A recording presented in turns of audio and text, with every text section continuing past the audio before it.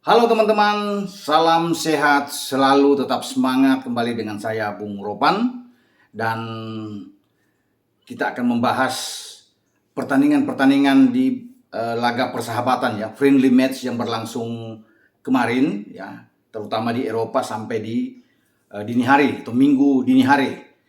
Dan khusus buat tim nasional Jerman mampu mengalahkan Israel dengan 2-0 di Neckar Stadium. Juga ada beberapa pertandingan lainnya di mana Spanyol juga menang susah payah melawan Albania sebelum mereka bisa menentukan hasil di kandang sendiri dengan menang 2-1 lewat gol di penghujung laga oleh Daniel Olmo.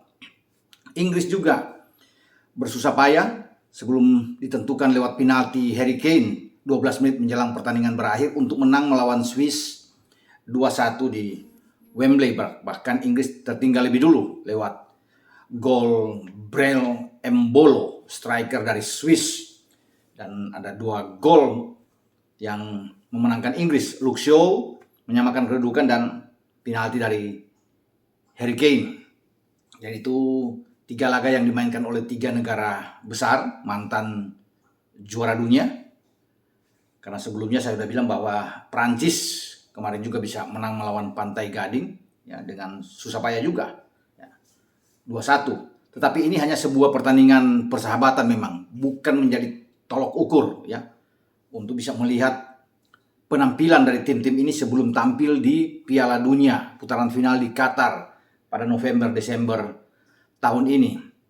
Perlu memang bagi tim-tim yang sudah lolos untuk bertanding ya dalam laga break internasional, laga persahabatan seperti ini, untuk menguji pemain-pemain lapis kedua.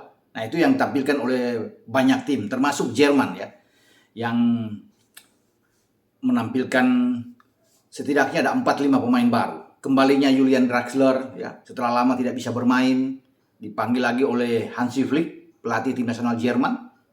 Kemudian Julian Weigl ya, yang mantan pemain Dortmund dan sekarang bermain untuk Benfica di Liga Portugal, juga dipanggil kembali di tes. Tetapi belum pasti mereka-mereka ini akan terpilih karena pengumuman untuk tim nasional Jerman dan seluruh tim yang lolos itu belum saat ini ya, karena Piala Dunia masih jauh, masih akan berlangsung di akhir tahun. Tetapi Flick, khususnya Flick ya, harus melihat potensi-potensi pemain-pemain mana yang harus dia bawa. Mungkin sekitar 23 pemain dia akan bawa atau 25. Tapi kita akan melihat melawan Israel ya. Israel tim yang memang levelnya ada di bawah Jerman. Ya, itu bisa kelihatan ya bahwa Israel ya masih beruntung kalah dengan 2-0. Ya. Karena Israel hanya melepaskan 4 tembakan dan 2 on target ya. Mestinya Israel ada gol balasan di menit akhir, tapi penalti mereka tidak masuk. Termasuk Jerman juga yang mendapat penalti di menit akhir lewat Thomas Muller, tapi gagal, hanya mengena tiang ya. Mestinya Jerman bisa menang dengan 3 gol bahkan lebih. Ada 24 tembakan dari diarahkan oleh pemain-pemain Jerman. 9 on target ya. 69 penguasaan bola. Namun bukan di sini yang perlu saya lihat ya, karena ini sekali lagi laga persahabatan. Yang saya ingin lihat dari Jerman dengan Hansi Flick-nya, bagaimana ya, intensitas serangan mereka. Kemudian taktik, strategi yang dilepaskan oleh Hansi Flick. Kali ini dia memainkan penjaga gawangnya Marc-André ter Stegen, penjaga gawang yang bermain untuk FC Barcelona. Barcelona lagi sedang bagus, mengistirahatkan Manuel Neuer, itu tidak bermain. Ada pemain-pemain lain yang diistirahatkan, itu termasuk Rudiger ya, pemain dari The Blues Chelsea, bersama dengan Matthias Ginter dari Mönchengladbach. Ini tidak dimainkan, padahal ini pemain-pemain inti yang pasti saya yakin akan dibawa ke Qatar oleh Hansi Flick. Menarik ya, bahwa selain ter Stegen, 4 pemain belakang itu adalah pemain belakang yang belum tentu juga akan dibawa ya. Mungkin akan terpilih tapi akan menjadi pemain cadangan. Thilo Kehrer yang bermain di posisi kanan ya. Ini pemain dari PSG ya, Paris Saint-Germain. Masih 26 tahun, sebenarnya masih oke, masih 25 ke 26 tahun ya. Kemudian Jonathan Tah, pemain yang kekar ya, dari Bayer Leverkusen, bermain sebagai bek tengah, dan satu pemain yang sedang naik daun juga di Bundesliga, Nico Schlotterbeck ya. Ini pemain dari Freiburg, masih 22 tahun, dan saya yakin dia akan dibawa oleh Hansi Flick ke Qatar. Di kiri ada David Raum. Ini juga pemain bagus, masih 23 tahun ya. Bermain untuk Hoffenheim. Jadi pemain-pemain muda ini yang sedang dilihat terus, dipantau terus ya, oleh tim kepelatihan Jerman, terutama pelatih kepala Hansi Flick. Di tengah praktis dalam pertandingan melawan Israel hanya menempatkan pemain senior yang juga menjadi kapten ke-11, yaitu Ilkay Gundogan, pemain Manchester City. 31 tahun, Gundogan tetap dimainkan untuk bermain dengan Julian Weigl di sana dan Julian Draxler yang juga ditampilkan.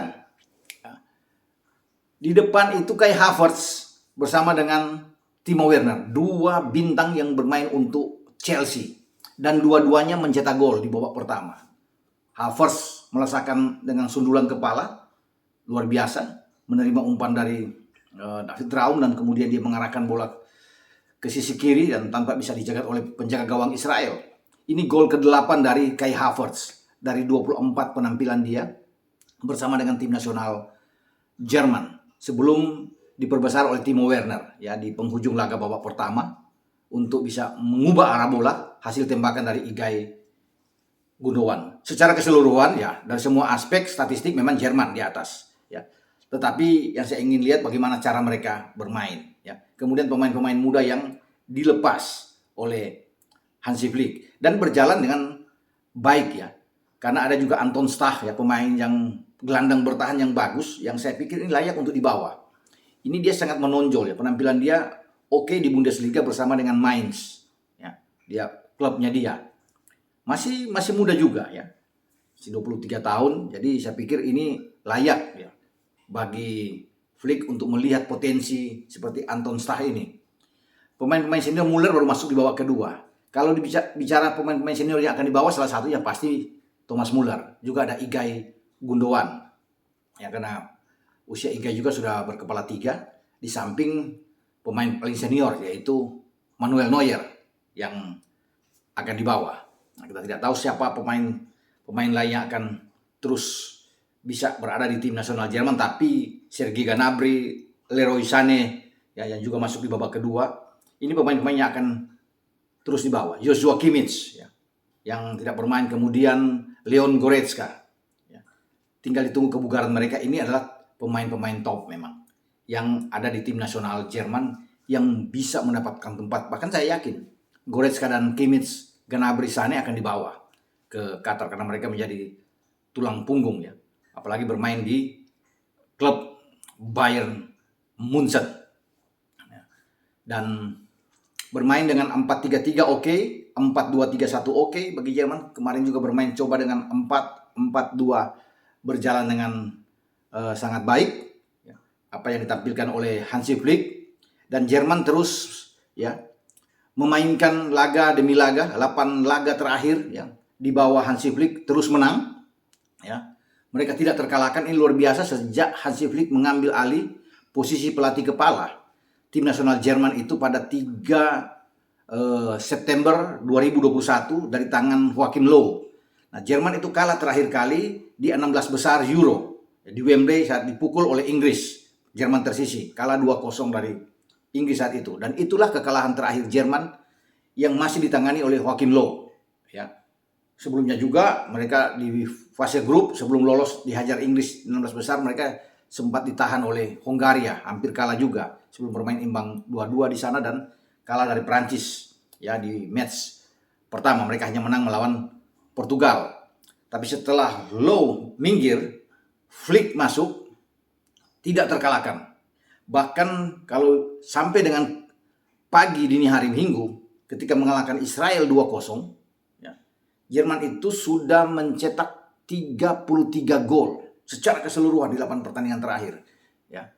Dan hanya kemasukan 2 gol kemasukan di gawang Jerman itu terjadi saat mereka menang 2-1 melawan Rumania di fase grup kualifikasi Piala Dunia ya di Qatar. Kemudian kalah ketika mereka menang 4-1 melawan Armenia Itulah 2 gol yang bersarang di gawang Jerman. Hanya 2 kali. Ada 6 clean sheet dari 8 pertandingan yang dimainkan oleh pasukan Flick ya. Ini luar biasa. Hanya dua yang tidak clean sheet. Semoga tren ini terus akan berlanjut bagi Jerman sampai di Qatar nantinya, karena mereka juga menjadi salah satu favorit walaupun nanti dalam undian mereka berada di pot 2. Nah, menariknya pada hari Rabu tanggal 30 Maret Jerman akan berhadapan dengan Belanda, tim oranye. Ini musuh bebuyutan sebenarnya antara Jerman dan Belanda, dan Jerman akan bertandang ya, akan memainkan laga itu di Amsterdam Arena, markas tim oranye. Dan dua-duanya baik Jerman dan Belanda ini masuk di pot 2. Jadi tidak akan bertemu ya, kalau mereka berada di pot 2 di penyisian grup itu. Pasti grup pasti akan terhindar.